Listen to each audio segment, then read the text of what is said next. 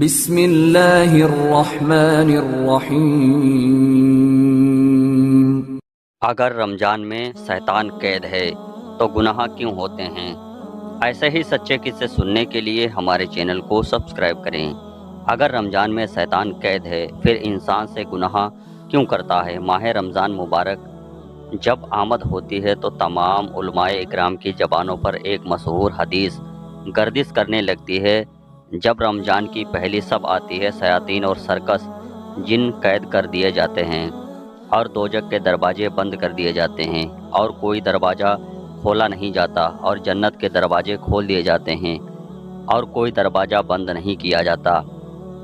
ایک اور منادی ندا دے رہا ہے، اے خیر کے تلاشی آگے بڑھو اور شر کے طلبگاروں پیچھے ہٹو، اور اللہ کئی لوگوں کو جہنم سے آزاد فرماتے ہیں، اور یہ ہر رات ہوتا ہے۔ ایک حدیث ہم نے بھی کئی دفعہ سنی ہے کہ کتابوں میں پڑھا ہے، لیکن اس کے صحیح اور درست مفہوم تک شاید ہم ابھی تک رسائی حاصل نہیں کر سکے۔ حدیث پاک کا ظاہری مفہوم تو یہی ہے کہ رمضان کی آمد پر شیاطین قید کر دیے جاتے ہیں، لیکن شیاطین کے قید کیے جانے سے کیا مراد ہے؟ کیا واقعی شیطانوں کو زنجیروں میں جکڑ دیا جاتا ہے اور انسانوں کو انہیں وسوسے سے محفوظ کر دیا جاتا ہے؟ اگر یہ مفہوم مراد ہو تو یہ سوال واقعی رہتا ہے کہ پھر انسان کو معصیت اور نافرمانی اور برے کاموں پر کون سی چیز آمادہ کرتی ہے؟ کیونکہ ہم دیکھتے ہیں کہ بہت سے انسان رمضان کے مہینے میں بھی گناہوں کو ملوث ہوتے ہیں، اور اگر حدیث شریف کا مفہوم نہیں ہے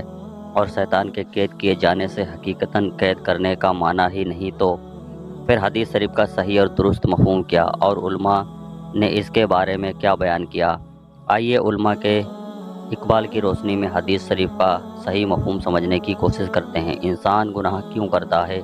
سب سے پہلے یہ جان لینا چاہیے کہ انسان سے گناہ کیوں سرزد ہوتے ہیں۔ گناہوں سے گناہ کیوں سرزد ہوتے ہیں؟ کون سی چیز گناہوں کو اکساتی ہے؟ انسانوں کو گناہ کی دعوت دینے والی دو چیزیں ہیں۔ اول تو شیاطین وسوسے۔ شیطان ہر ممکن کوشش کرتا ہے کہ وہ انسان کو گناہ میں مبتلا کر دے۔ اس کے لیے وہ مختلف حرص اور طریقے استعمال کرتا ہے۔ وہ انسانوں کے دل میں مختلف وسوسے اور خیالات پیدا کرتا ہے جن کو انسان قبول کرتا ہے اور گناہ میں ملوث ہو جاتا ہے۔ دوسری چیز خود انسان کا نفس ہے، جسے قرآن کریم میں نفس امارہ سے تعبیر کیا گیا ہے۔ یہ انسانوں کا سب سے بڑا دشمن ہے، کیونکہ یہ خود انسان کی ذات میں داخل ہوتے ہیں۔ کسی بھی پل انسان کو اس سے آزادی نہیں۔ یہ انسانوں کو گناہ اور دنیاوی لذت کی جانے پر مجبور کرتا ہے۔ اس کو قابو میں کرنے کے لیے بہت زیادہ محنت اور ریاضت کی ضرورت پڑتی ہے۔ انسان کو گناہ پر اکسانے والے صرف شیطان نہیں بلکہ خود انسان کا نفس ہے، جو اس کے پہلو میں موجود ہے۔ چنانچہ بہت سے علماء کہتے ہیں کہ رمضان میں شیاطین کو قید کر دیا جاتا ہے۔ کسی کیفیت اور حقیقت اللہ تعالیٰ ہی کو معلوم ہے، اور انسان رمضان کے مہینے میں جو گناہ کا ارتکاب کرتا ہے، یعنی اس کے نفس ہی اسے گناہوں کو رغبت دلاتا ہے، اور انسان جب اس پر قابو نہ پانے کی صورت میں اس کا غلام بن جاتا ہے اور اس کے اشاروں پر چلنے لگتا ہے۔